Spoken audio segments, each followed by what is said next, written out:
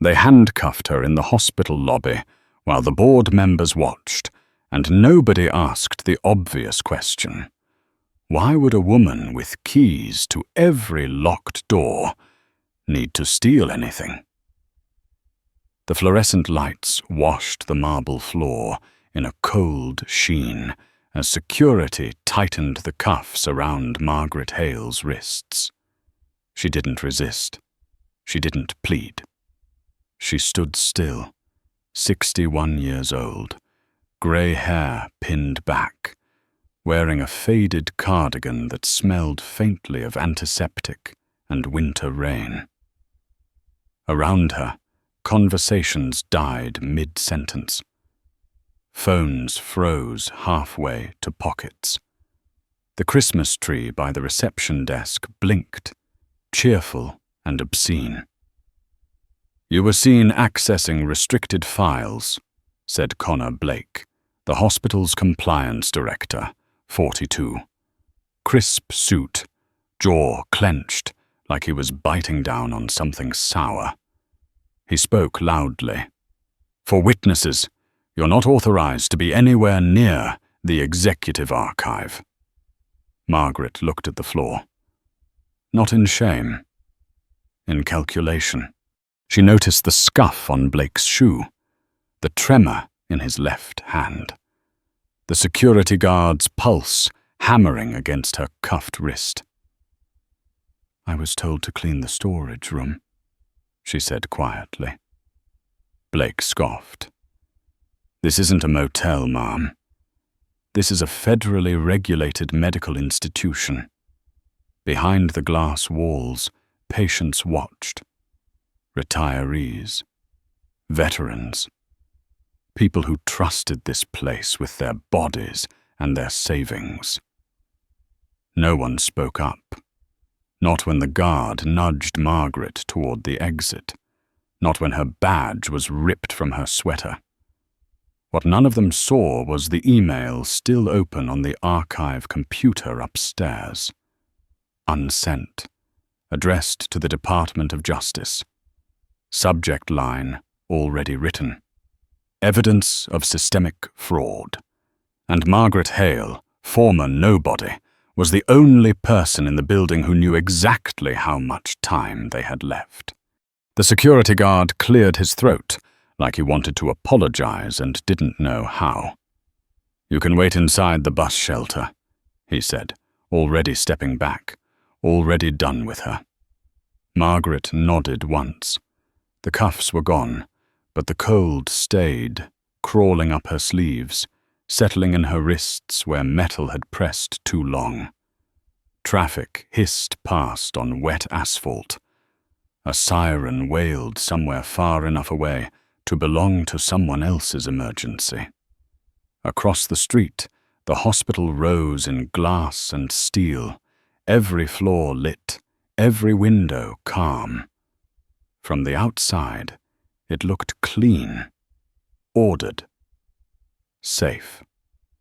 Margaret watched a janitor inside push a mop bucket down the corridor she had walked an hour earlier, the one with the camera blind spot and the faulty motion sensor that still hadn't been fixed, despite 6 written requests. She knew that hallway better than most executives knew their own offices. Her phone vibrated in her coat pocket. She didn't take it out. Not yet. Timing mattered. Panic ruined leverage.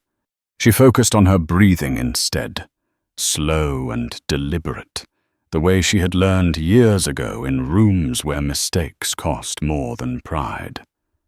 A memory surfaced for uninvited. A conference table, a raised voice, a man insisting she sign something she knew was wrong. She had walked away then, too. Different building. Same smell of polished lies. Inside the hospital, Connor Blake was already rewriting the story. Margaret could almost hear it. Unauthorized access, disgruntled staff, isolated incident. She allowed herself a thin, private smile. They always underestimated silence. They mistook it for absence. Her phone vibrated again. This time she answered. "Yes," she said softly, eyes still on the building. "I'm outside.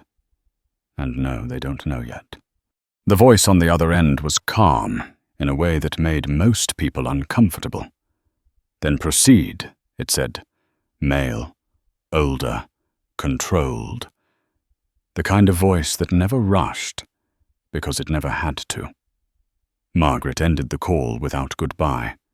She slipped the phone back into her pocket and finally turned away from the hospital, walking toward the bus shelter with the steady pace of someone who refused to be chased.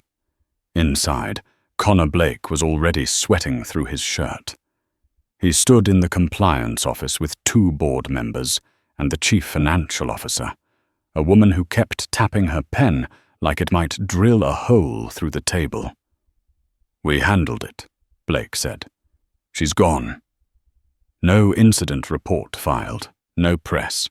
He didn't mention the archive log still blinking red on his screen, or the fact that the security timestamp didn't line up.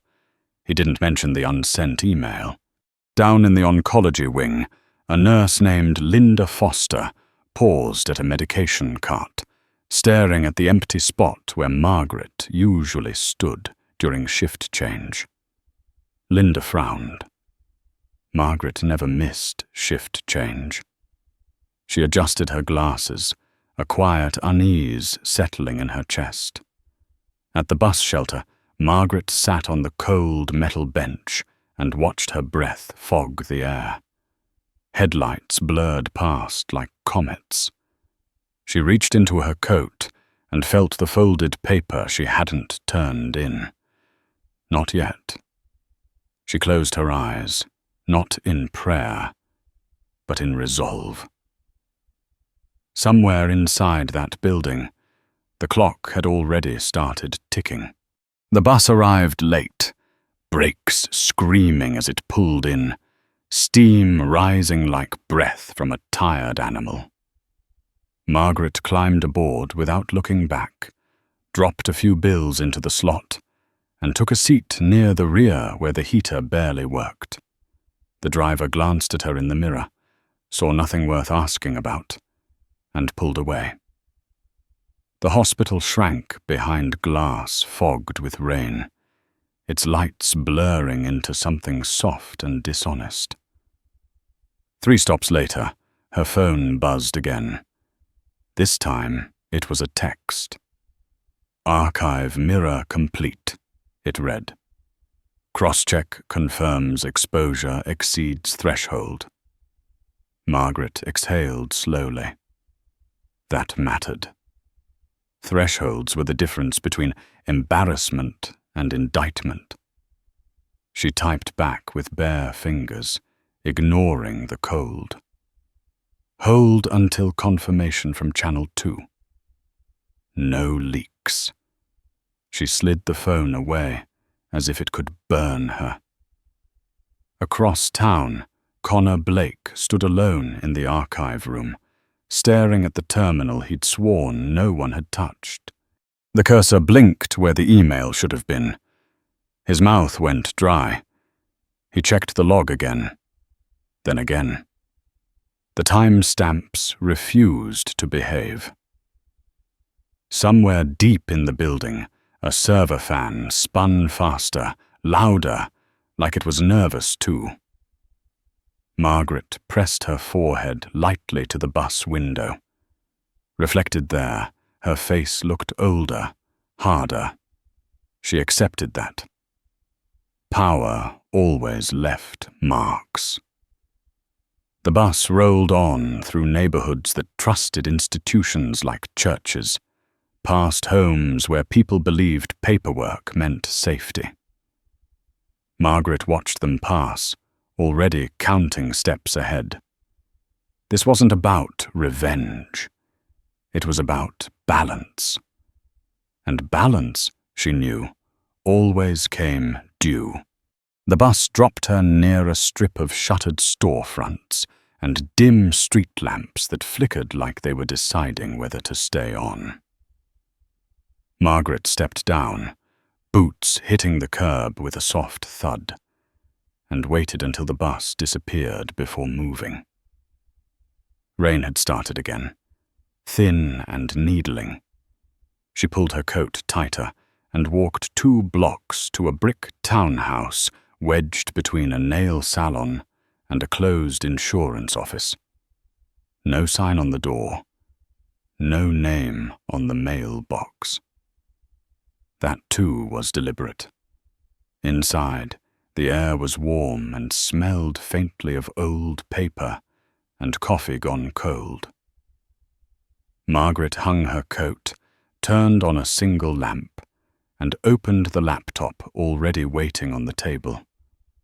The screen lit her face from below, carving shadows that made her look sharper, less forgiving.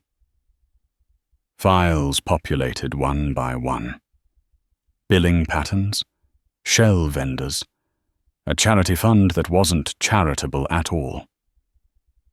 She moved through it with practiced speed, fingers steady, eyes dry. Her phone rang. Not a text this time. A call. She answered without greeting.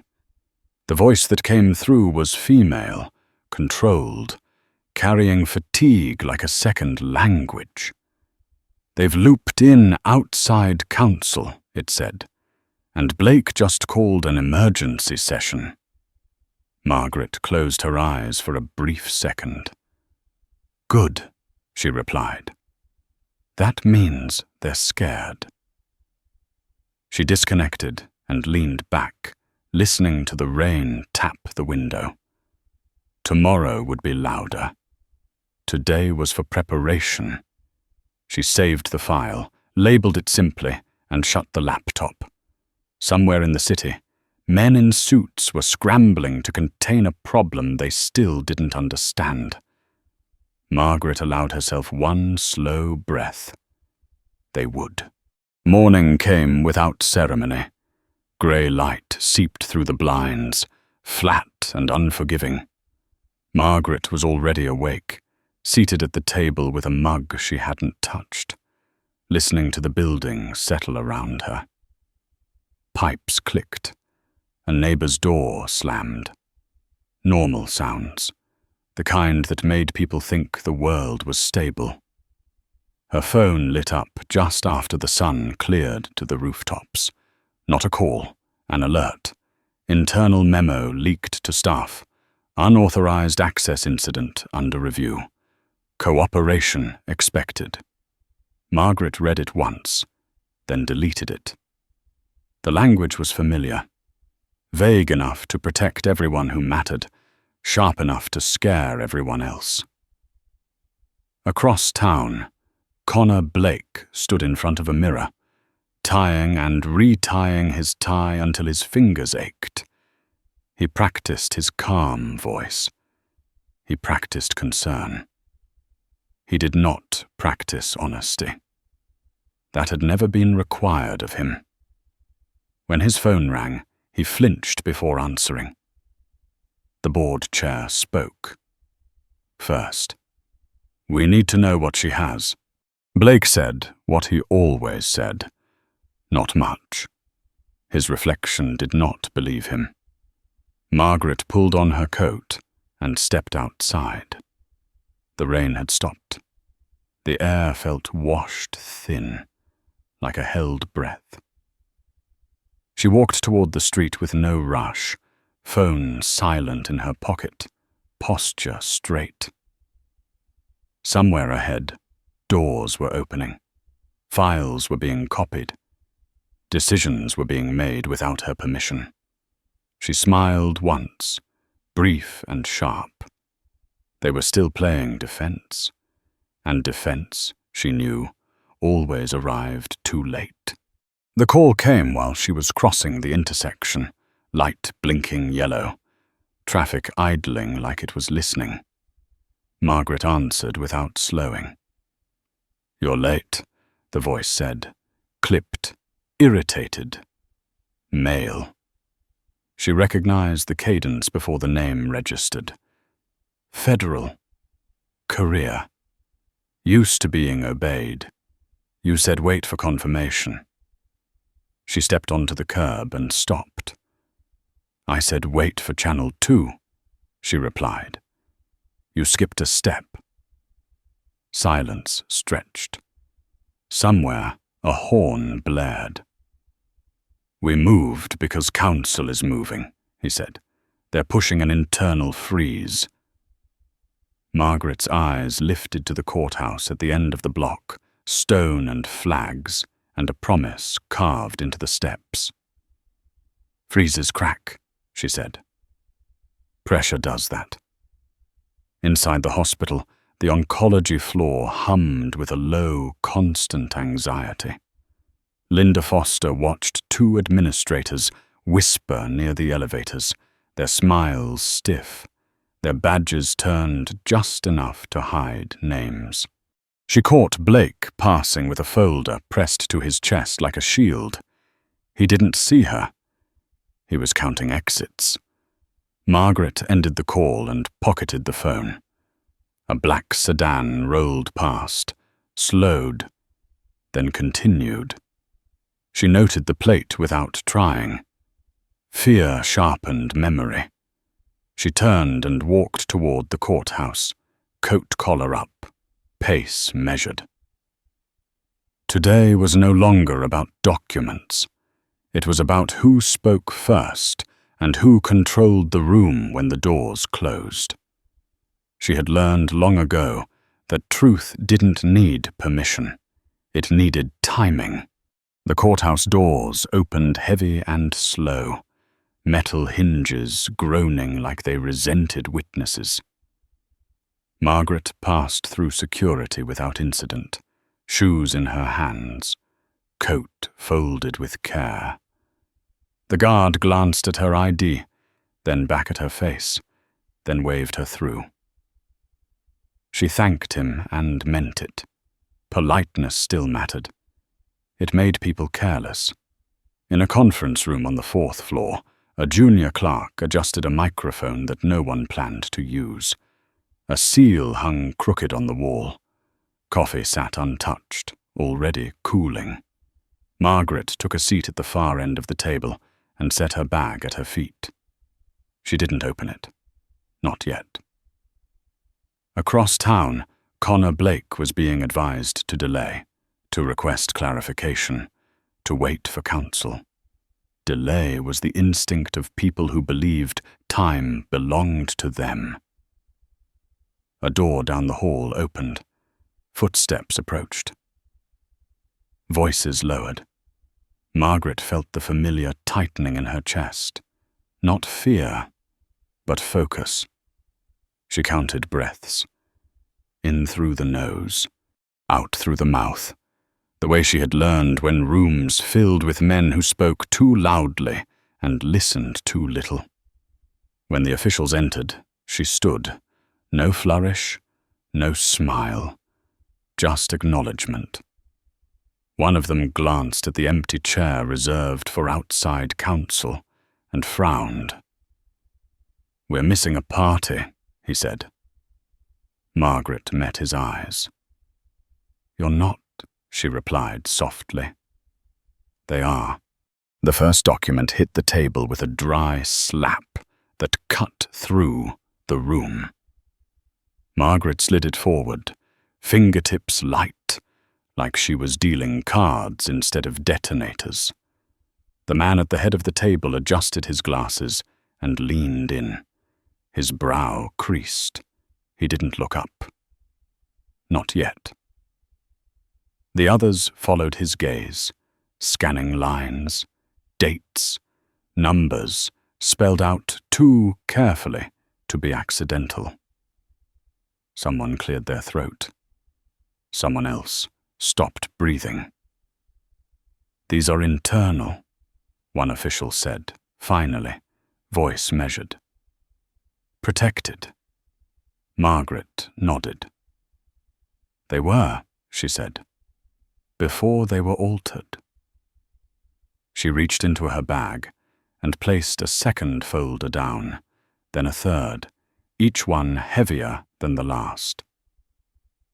"You'll notice the vendor names change every quarter," she continued. "Shells. Same routing numbers. Same signatures." She paused, letting the silence work. "Different patients?" A pen tapped once. Stopped. The man with the glasses looked up at her now, eyes sharp. "How did you obtain this?" Margaret held his gaze. "I was assigned to the rooms where the numbers didn't add up," she said. "People talk when they think you don't matter." A phone vibrated somewhere on the table. No one reached for it. Outside, clouds dragged low across the city, pressing down. Inside, the room tilted, just slightly, as power began to move. Margaret sat back, hands folded, pulse steady. She had brought proof. The rest would take care of itself. The man with the glasses stood and closed the door himself, slow, deliberate, the click of the latch sounding louder than it should have. "No one leaves," he said, "not as an order, but a boundary." Margaret watched the shift ripple through the room. Chairs straightened, spines followed. One official reached for his phone, hesitated, then set it face down. The temperature changed. Not physically. Socially. A question came, careful and practiced. "Why now?" Margaret didn't answer immediately. She looked at the seal on the wall, the crooked one, and imagined it being straightened by someone paid to care. "Because patients are being billed for treatments they never received," she said. "Because outcomes were buried to protect margins. Because silence became policy." She leaned forward just enough to matter. "And because yesterday you would have called this a personnel issue. Today, it's a pattern." Across town, Connor Blake's meeting dissolved into fragments. A calendar invite vanished. A call went unanswered. His assistant's face drained of color as an email subject line surfaced on her screen, forwarded without comment. "Audit request. Immediate compliance." Back in the room, a folder was opened to a page marked with a strip of yellow. A finger traced a signature. "This is yours," someone said to another. It wasn't an accusation yet. It was worse. Recognition. Margaret felt the weight lift from her shoulders. Not relief, but alignment. The truth had crossed the threshold. After that, it didn't need her permission to stay. Phones began lighting up across the city, like a constellation rearranging itself. Margaret watched it happen without checking her own. She recognized the rhythm. First confusion, then containment, then fear. In the room, voices lowered further, the way they did when people realized they were no longer speaking hypothetically. A legal aide slipped in with a tablet, whispered to the man with the glasses, and slipped back out as if the floor might remember her. At the hospital, the elevators stalled on purpose. Security redirected foot traffic with forced smiles. Linda Foster was told to clock out early and not return calls. She saw two men she didn't recognize enter the executive wing with badges that weren't hospital-issued and coats that stayed on indoors. She understood enough to keep her head down and her notes. Connor Blake sat alone in his office, blinds half drawn, staring at an email he couldn't delete. Subpoena. His name spelled correctly. That detail broke something in him. He reached for his phone, then stopped. There was no one left to call who wouldn't remember the way he'd spoken yesterday. Margaret gathered her folders when the man with the glasses nodded once, a gesture that carried authority and consequence. "We'll take it from here," he said. She stood, smoothed her coat, and met his eyes. "I know," she replied. In the hallway, she paused, listening to the building breathe, and felt the quiet shift from dismissal to respect. The news didn't break with sirens or cameras. It slipped into inboxes and court dockets, into calendar holds and quiet resignations. Margaret stepped out of the courthouse into thin winter sunlight that made everything look honest. She paused at the top of the steps, feeling the stone under her shoes, the city moving again now that something heavy had shifted. Her phone rang. A different number. She answered. "They're asking for you," the voice said, cautious, respectful. "Not as a witness, as a consultant." Margaret closed her eyes for a beat. "I don't consult," she said. "I correct." A breath on the other end. "They'll accept that," the voice replied. At the hospital, the lobby screens flickered to a holding slide. Staff gathered in knots, whispering. A memo printed and reprinted at the front desk until the paper tray ran dry. Interim leadership announced an internal review led by external authorities. The words were clean. The meaning was not.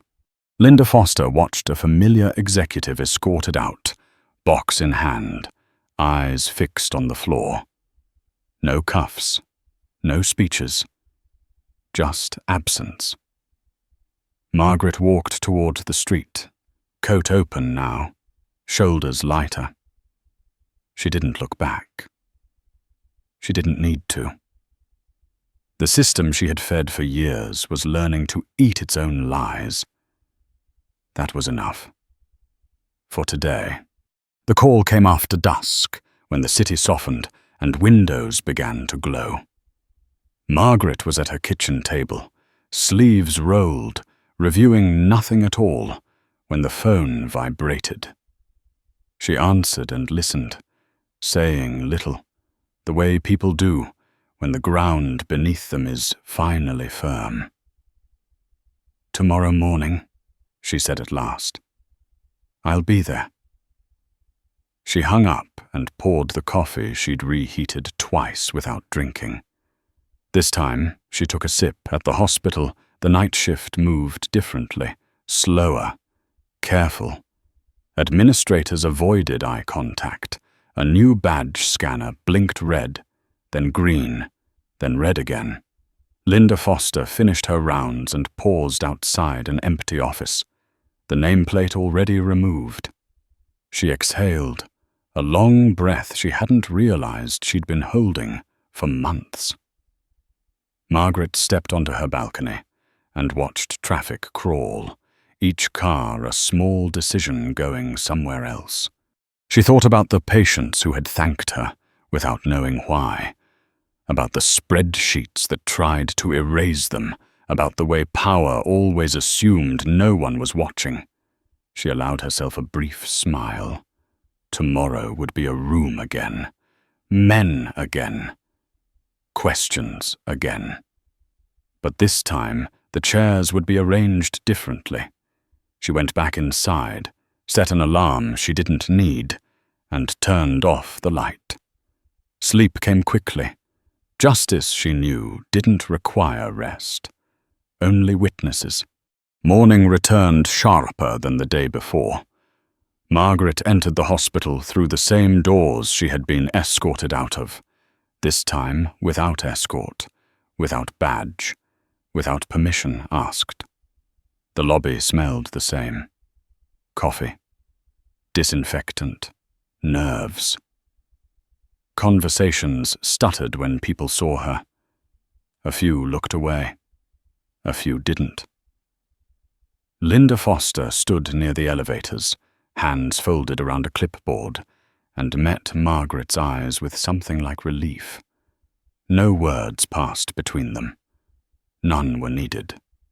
They put her in a conference room overlooking the parking structure. Interim leadership sat stiffly, faces arranged into professional concern. Lawyers lined the wall, silent, pens ready. The man with the glasses was there too, seated slightly apart, an anchor in a shifting room. "We want your assessment," the interim director began. Margaret listened. Let him finish. Let him expose the gaps with his own language. When she spoke, it wasn't long. It wasn't gentle. She talked about incentives and pressure, about how shortcuts became culture, about how harm hid behind spreadsheets. She named departments. She named practices. She didn't name people unless asked. That was the difference between revenge and repair. Outside the glass, ambulances came and went. Lives continued. Inside, something recalibrated. Margaret closed her folder and stood. "This works," she said, voice steady. "If you let it." No one argued. The first change was quiet. A policy revision posted without fanfare. A committee dissolved. An audit expanded past its original scope. Margaret noticed the shifts the way she always had, by what stopped happening. Fewer closed doors. Fewer emails marked confidential. Fewer people speaking in halves. Linda Foster felt it too, in the way orders were questioned without punishment, in the way a resident paused to listen instead of rushing past.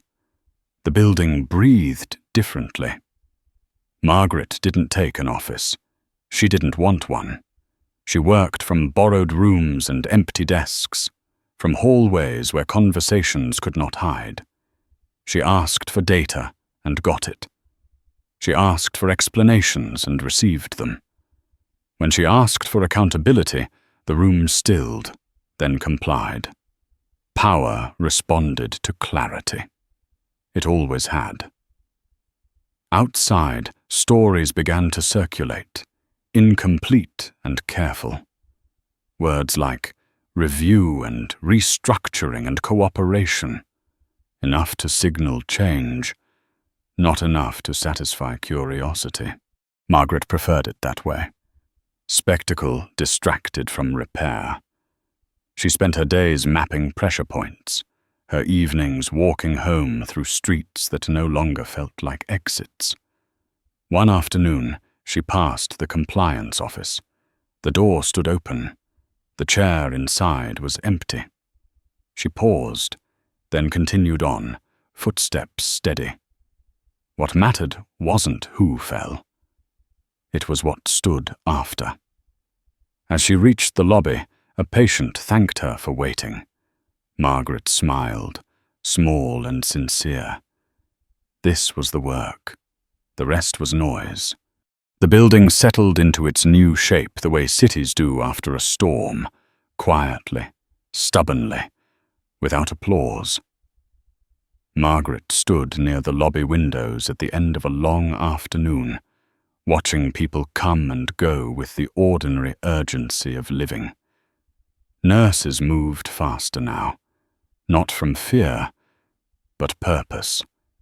Administrators spoke softer, choosing words instead of hiding behind them. The hospital hadn't become perfect. It had become honest enough to notice when it wasn't. She gathered her coat and paused, feeling the familiar weight of responsibility ease into something steadier. She had never wanted recognition. What she wanted was consequence, the kind that outlived headlines and meetings, the kind that showed up in charts that told the truth and policies that protected people who didn't have leverage. As she stepped outside, winter air filling her lungs, she felt something close to satisfaction, not loud or triumphant, but earned. Across the street, traffic rolled on. Somewhere inside, a life was being saved without shortcuts. That mattered more than names on doors or seats at tables. Margaret walked away, leaving the lights behind, confident that what had been set in motion would keep moving. If this story resonated with you, take a moment to like the video and subscribe to the channel. Share your thoughts in the comments with 3 words. Speak truth now.